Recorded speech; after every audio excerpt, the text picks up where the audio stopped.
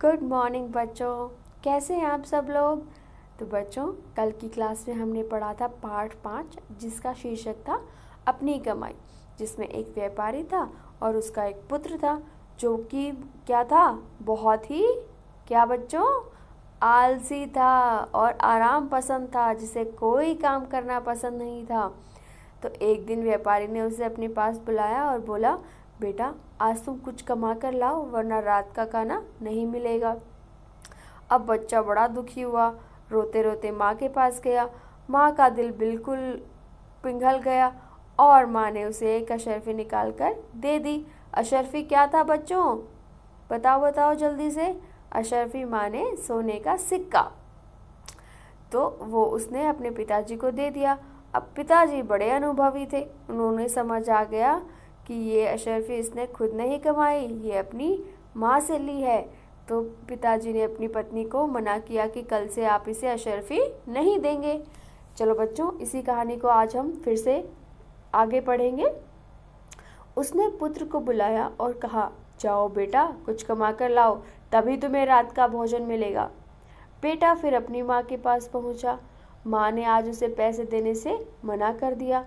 अब पिताजी ने फिर से बोला तो बेटे को लगा चलो माँ के पास, आज माँ फिर से दे देंगी, अपना काम हो जाएगा। पर माँ ने तो मना कर दिया। अब लड़का बहन के पास जाकर रोने लगा। भाई को रोता देख बहन ने अपना सिंगारदान खोला और उसमें से 1 रुपया निकाल कर भाई को दे दिया। अब भाई बहन के पास गया और बहन ने उसे फटाफट से दे दिया सिंगारदान से निकाल कर। ये सिंगारदान का क्या मतलब होता है मैम। सिंगारदान मतलब बच्चों जहाँ पर अपने सिंगार मतलब सजने संवरने की चीज़ें रखी जाती हैं, जैसे कंगन, माला, कंघी, ये सब चीज़ें एक बॉक्स में रखी जाती हैं, जिसे हम कहते हैं सिंगारदान। तो रात को पिता ने पुत्र से पूछा, बेटा आज तुमने क्या कमाया। लड़के ने जेब से 1 रुपया निकालकर पिता के सामने रख दिया। पिता ने कुएं से इसे कुएं में फेंका।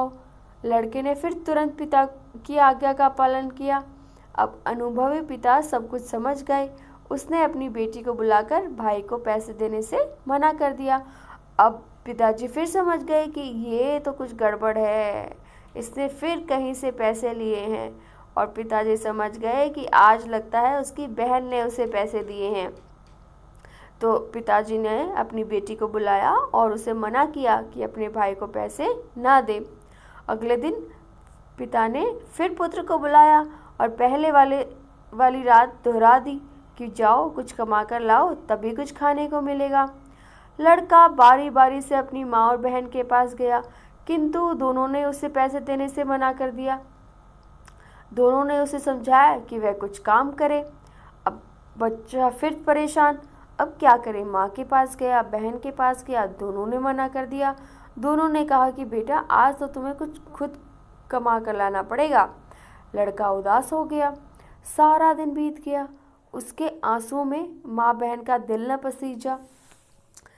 दिल पसीजना मतलब बच्चों दिल पिघलना, कि किसी का दुख आप समझ सकते हो कि अच्छा वो रो रहा है तो आपका दिल में बड़ा दुख होता है, कि आपका दिल पसीज जाता है कि अरे कैसे।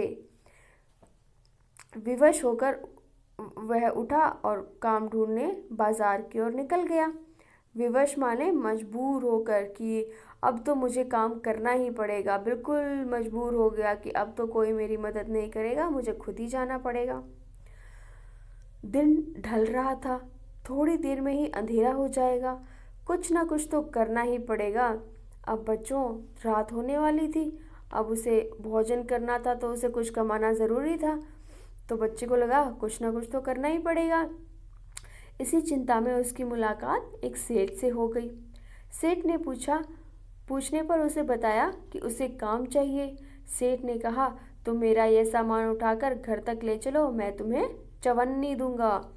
तो वो बड़ा परेशान था। तो उसे एक सेठ मिला। सेठ ने कहा, अरे बच्चा तुम क्यों परेशान हो।